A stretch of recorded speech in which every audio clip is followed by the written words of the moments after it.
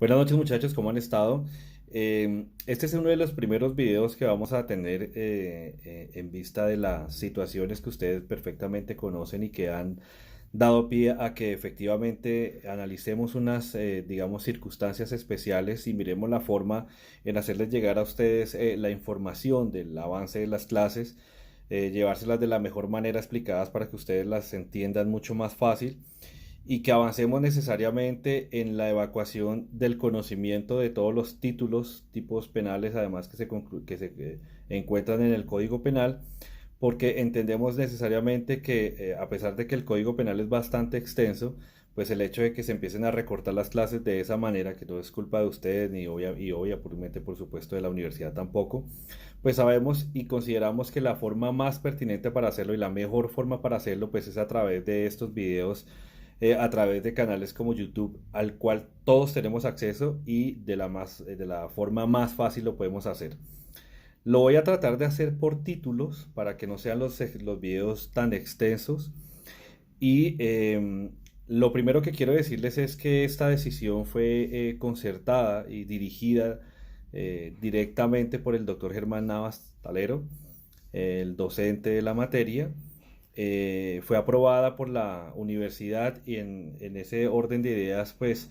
queremos hacerlo de la forma más fácil, sabiendo que no es, o que más bien, que es un sistema bastante engorroso, como les decía,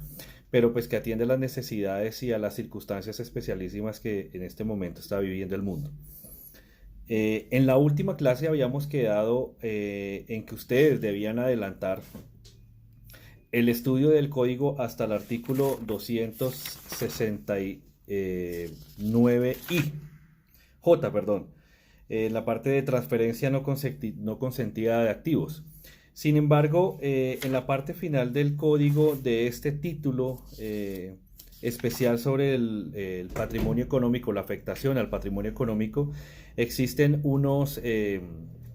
capítulo que me parece pertinente analizarlo a ustedes o por lo menos explicarles un poquito más sobre las consecuencias de la afectación a este título.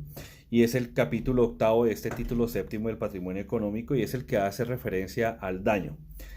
¿Por qué es especial? Porque fíjense que cuando nosotros hablábamos de la afectación al patrimonio de los delitos, por ejemplo, el capítulo primero que es el del hurto, y esos delitos reconocíamos efectivamente que ese hurto estaba encaminado, estaba encasillado a la afectación o a que se presentara dentro de los bienes inmuebles, perdón, dentro de los bienes muebles. Y en ese orden de ideas algunos preguntaban, bueno, pero dentro de este título especial que precisamente afecta al patrimonio económico, algunos preguntaban si era posible o no era posible que afectara también bienes inmuebles. Pues efectivamente dentro de este título, como ya lo habíamos anunciado efectivamente ese día de la clase, reconocíamos que a través de unos mecanismos, por ejemplo, como la estafa, se podía entender o se podía reconocer que efectivamente la afectación a los bienes jurídicamente tutelados no solo estaba dentro de los bienes muebles, sino también dentro de los bienes inmuebles. Efectivamente, precisamente el artículo 265 y 266 nos hace o nos evidencia que efectivamente se puede presentar la afectación del bien jurídicamente tutelado precisamente a bienes tanto muebles como bienes inmuebles. Y en ese orden de ideas, la importancia de este artículo radica en que necesariamente va a afectar algunas situaciones importantes y que las circunstancias de agravación punitiva nos van a dar como consecuencia o nos van a orientar más bien en el entendimiento que efectivamente algunas afectaciones necesariamente implican que sean en bienes muebles eh, y no en bienes inmuebles. Sin embargo, la estructura del tipo da cuenta que se puede presentar para los dos tipos de bienes. El daño como tal es la afectación, como lo dice el mismo tipo del título penal, el tipo penal dice el que destruya, inutilice, haga desaparecer o de cualquier otro modo dañe bien ajeno, mueble o inmueble, la misma descripción del tipo lo dice, ¿cierto? Y dentro de la estructura del tipo penal encontramos, la primera evidencia que encontramos es que se trata de un sujeto activo no determinado, es decir, un sujeto activo indeterminado porque cualquiera lo puede cometer, pero más adelante ustedes van a saber o se van a dar cuenta que el bien jurídicamente tutelado o el bien jurídicamente aquí afectado, reconocido,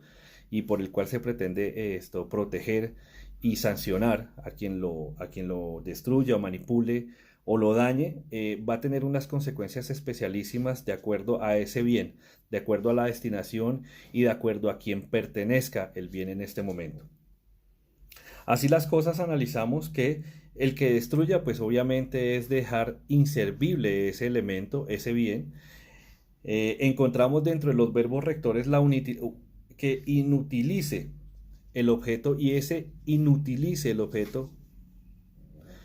está orientado es a la demostración que el bien no puede ser más utilizado salvo que existan unas circunstancias especiales o salvo que ese objeto sea reparado de manera total. Entonces, el verbo rector siempre nos está orientando es a entender que efectivamente o el bien puede ser inutilizado, destruido o dejar inservible o afecte o dañe de cualquier manera ese bien, ¿cierto? Fíjense que el tipo es bastante claro y no, prácticamente no deja a interpretaciones erróneas la descripción que hace frente a la comisión del delito. Dentro de las circunstancias de agravación punitiva, esto encontramos, por ejemplo, en la primera, que es produciendo infección o contagio en plantas o animales. Y fíjense ustedes que en la mayoría de casos, o los ejemplos que uno puede encontrar en este tipo de situaciones, es que yo pretenda dañar un bien mueble. Perdón, un bien inmueble, ¿cierto? Por ejemplo, pensemos en una finca que produce algún tipo de elemento, o simplemente una finca o una casa, y en la afectación que yo quiera realizar esa casa dejo o daño, produciendo infección o contagio a plantas. Entonces esa afectación también está reconocida dentro del tipo penal, dentro de estas circunstancias de agravación punitiva, porque es que no solo se está afectando el bien que inicialmente se pretendía dañar con esa intención, sino que además está generando una especie de daño colateral en otras circunstancias o en otras especies, en otras cosas que no deberían resultar afectadas con la comisión de ese delito, cuando se ejecuta la comisión de ese delito. Encontramos aquí también que el elemento subjetivo del tipo pues necesariamente va a ser el dolo, ¿cierto? Porque efectivamente el sujeto debe tener la claridad, el conocimiento y la voluntad de ejecutar un daño, a menos que se utilice una persona como mecanismo, como lo que puede suceder con la autoridad inmediata, en la cual se utiliza una persona que desconoce que efectivamente va a cometer un acto ilícito, pero esa sería una circunstancia, digamos, ajena a no a la voluntad, porque está siendo instrumentalizado, sino que sería una circunstancia especialísima que no daría cuenta o nos permitiría no generar una responsabilidad directa frente a la persona que realiza la comisión de la conducta, ¿cierto? De manera que en las demás circunstancias, de manera circunstancias normales, podríamos decirlo, pues la afectación al bien jurídicamente tutelado, que es el daño, el patrimonio económico, pues la afectación a ese bien mueble o inmueble se tendría que presentar directamente por el sujeto que tiene la voluntad y el conocimiento como elemento subjetivo del tipo reconocido textualmente como el dolo. En el segundo encontramos empleando sustancias venenosas o corrosivas. Ustedes encontrarán o se habrán dado muchas veces cuenta que a veces para dañar, por ejemplo, el capó de los carros utilizan líquido de batería. Eso es demasiado corrosivo. Esa sería una circunstancia que cabría perfectamente dentro de estas del numeral segundo del artículo 66. El numeral 4 dice sobre objetos de interés científico, histórico, asistencial, educativo, cultural, artístico, sobre bien de uso público, de utilidad social o sobre bienes que conforman el patrimonio cultural de la nación. Aquí en este caso lo que se pretende proteger pues efectivamente son aquellos bienes que prestan un servicio social o que tienen un interés general más que particular, porque todos o la gran mayoría hacen referencia a eso, sobre patrimonio cultural de la nación en algunos casos, sobre bienes educativos, asistenciales y históricos, es decir, que afectan no solo a una persona, sino que afectan o pueden llegar a afectar a toda la sociedad. Esa afectación a ese bien, por ser un bien que precisamente está destinado para prestar una labor social, para prestar a servir a la sociedad de manera general, pues obviamente requiere que sea la sanción un poco más fuerte, porque no solo está atentando contra una persona, sino está atentando contra un conglomerado social. Por eso, la importancia de reconocer dentro de este tipo penal una circunstancia de agravación punitiva que efectivamente reconozca que el atentar contra los bienes del Estado, y no solo contra los bienes del Estado, sino contra bienes que generan un beneficio para la sociedad, pues deben ser protegidos de una manera mucho más importante, de una manera especial. Los artículos que vienen después son artículos que desde el 267 hasta el 269 nos van a dar una orientación de cómo se podría llevar a cabo unas circunstancias de agravación, unas circunstancias de atenuación y unas circunstancias de reparación dentro de la comisión de la conducta. ¿Por qué? Porque el juez, en el momento en que pueda llevar a cabo una dosificación punitiva, ha de tener en cuenta estos tres artículos para establecer si efectivamente que la persona, a pesar de que cometió la conducta, tiene la intención de reparar. Y en estos estrados judiciales, en estos momentos mejor judiciales que vivimos, que afrontamos una justicia restaurativa, es precisamente uno de los factores importantes que se deben tener en cuenta al momento de fijar una sanción. ¿Por qué? Porque permite estos tipos penales o esta afectación a estos bienes jurídicamente tutelados permiten efectivamente en orientación a una justicia restaurativa, una justicia reparativa, que efectivamente la persona no solo reconozca que hubo la intención de dañar, sino lo que más importante, que reconozca que tiene la intención de reparar a esas víctimas, la intención de llevar a cabo unas conductas también que van a generar beneficio o van a tratar de generar o de reparar ese bien dañado, o indemnizarlo en la medida de las posibilidades, y eso tiene que ser valorado por el juez al momento de imponer una sanción. No solo se tiene que guiar la sanción de una manera exegética y simplemente generar una sanción como